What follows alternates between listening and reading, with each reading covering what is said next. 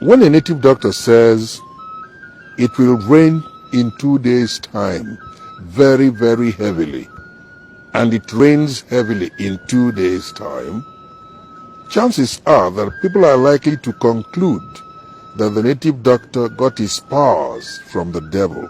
But when a meteorologist says it will rain heavily in the next 2 days, and it does, the same people will say, well, he studied it, right? So, what is the difference? The Jews believe in reincarnation. Our Lord was born in their midst. All the African countries believe in reincarnation.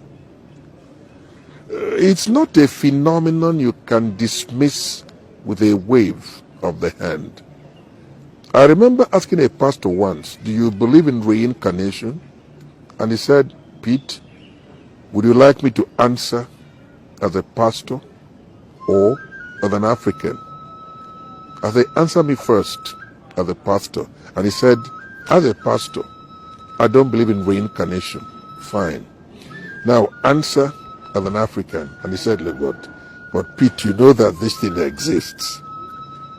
So you see, it's difficult to actually say it exists or it does not exist.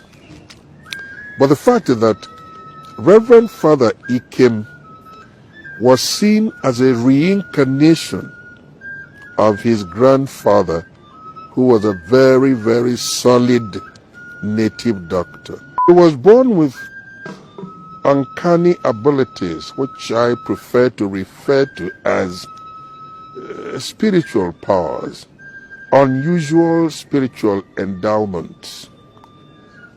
He decided he was going to be a Reverend Father. He got into the seminary. At night, some spirit would awaken him, take him into the forest around the seminary, show him plants that have curative compounds, and in the daytime he would go and pluck leaves from these plants, and he was using same to treat his colleagues who were seminarians. The rector couldn't take this, so he moved ahead and reported the case to the bishop. The bishop was magnanimous enough to invite the young man. And what this young man asked the bishop was, have you ever doubted the Holy Spirit in all your years of toil in the Lord's vineyard? The bishop couldn't provide an answer, and then he said, my Lord, looking at you, I can tell that you have a congenital ailment which you have been treating for years, but it has not been cured. But I can collect herbs from around the parish house, mix these herbs with holy water, which you have blessed, and prescribe same to you over a period. If you take them, if you take this concoction as I have instructed you to, at the end of a week, you would have been completely healed, completely cured. And because the bishop did not know how in the first place he managed to know that he was suffering from this ailment from the moment he was born, he now decided to give it a trial. The bishop experimented with this medication and it worked. So he ordered that the young man be readmitted into the seminary because already the rector had asked him to get out. That is where the story actually begins. And in the course of his life as a seminarian and a priest, there were so many unusual things which he did.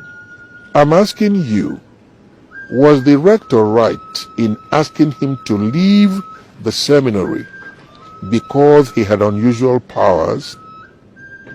If you were in the position of the rector, what would you do? Because what we seem to lose sight of is that the drugs that we take on a daily basis are made from herbs. And I hope you agree with that. Now, so many people believe that what we don't understand are purely elevated forms of art, which I prefer to refer to as the esoteric arts. For example, there is something called telekinesis. You concentrate on an object and you will it to move in the direction you want. That is telekinesis. And there is something called psychometry. You place your hand over an object. You pick up the vibrations left by the person who used it. You can tell his character, right? There is something called levitation. At a level of spiritual development, you can rise from the floor, right? And if you're keen on communicating with the dead, it's called necromancy. You can go to the graveyard, summon the spirit of the dead. If you don't want to go that far, you can be part of a seance.